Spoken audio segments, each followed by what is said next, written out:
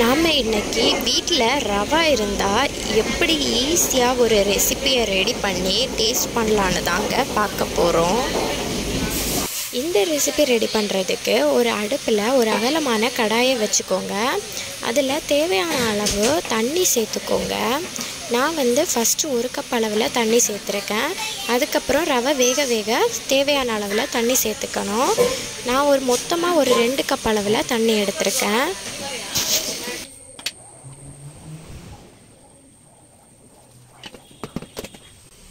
அப்புறமா 1 கப் அளவில் ரவை எடுத்துக்கோங்க.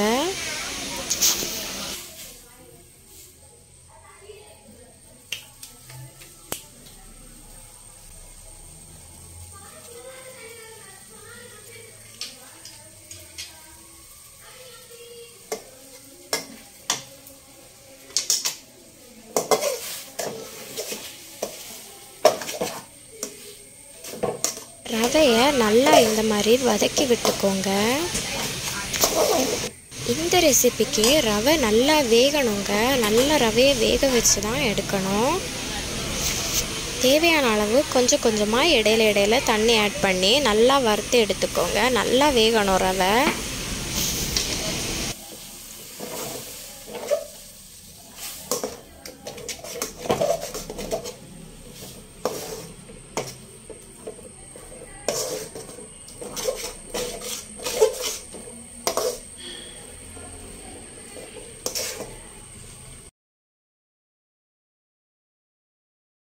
பாருங்க, இந்த அளவு ரவை ரெடி ஆனதுக்கப்புறமா ஒரு பிஞ்ச் அளவில் உப்பு சேர்த்துக்கோங்க.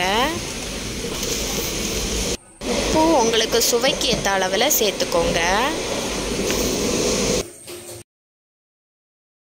அப்புறமா தேவையான அளவு நல்ல மிளகுத்தூள் ஆட் பண்ணிக்கோங்க. அப்புறமா தேவையான அளவு இஞ்சி பூண்டு பேஸ்ட் ஆட் பண்ணிக்கோங்க.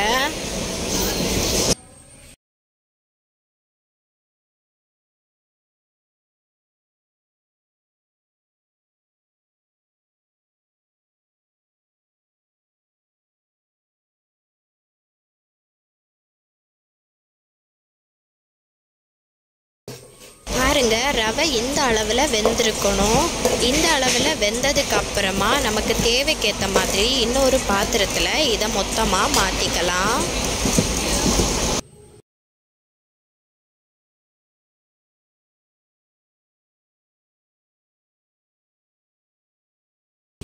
அப்புறமா தேவையான அளவில் கொஞ்சமாக நெய் ஆட் பண்ணிக்கோங்க.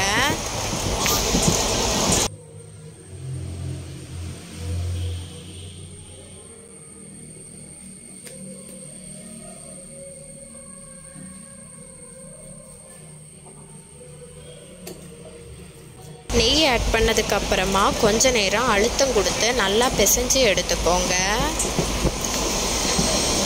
சூடாக இருக்கும்போதே நல்லா பிசைஞ்சு எடுத்துக்கோங்க.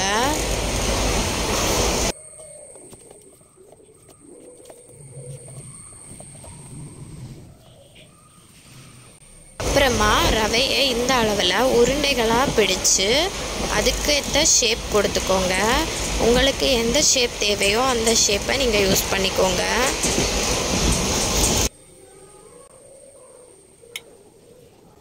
பாருங்கள், இந்த மாதிரி ஷேப்ஸாக நான் எடுத்து அதை இன்னொரு பவுலில் மாற்றிக்கிட்டேன்.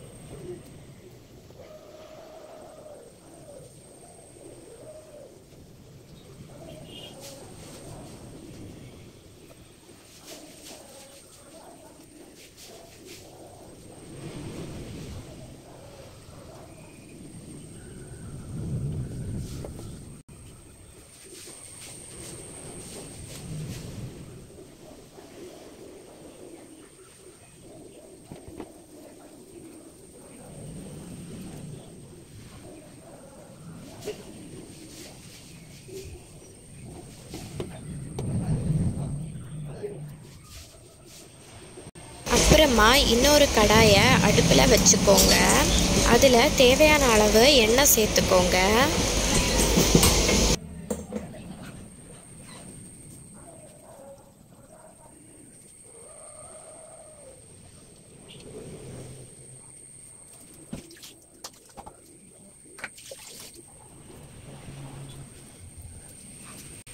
பாருங்கள் எண்ணெய் நல்லா சூடாயிடுச்சு. இந்த டைமில் நாம் ரெடி பண்ணி வச்சுருக்கிறத ஒன்று ஒன்றா ஆட் பண்ணிக்கலாம்.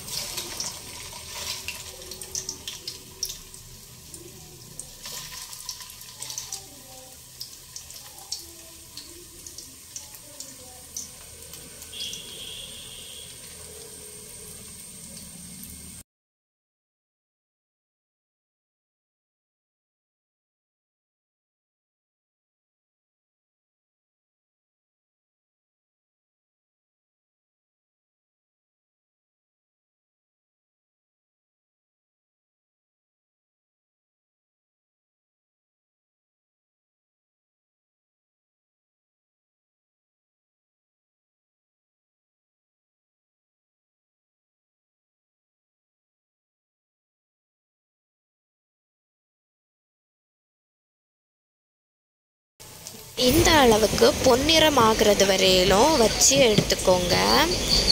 நல்லா பொரியணும். இதுக்கு கொஞ்சம் டைம் எடுக்கும். இதுவே நல்லா இந்த முறுமுறுப்பு தன்மை கொடுக்கறதுக்கு மட்டும் கொஞ்சம் டைம் எடுக்கும்.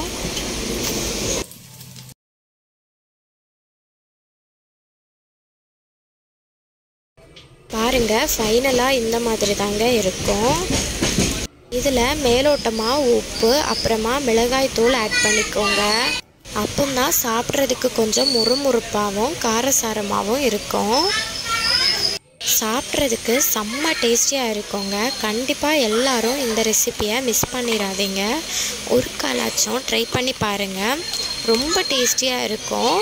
ரொம்ப காரசாரமாக ரொம்ப முறுமுறுன்னு ரொம்ப சாப்பிட்றதுக்கே ஒரு டேஸ்ட் தனியாக கொடுக்கும்.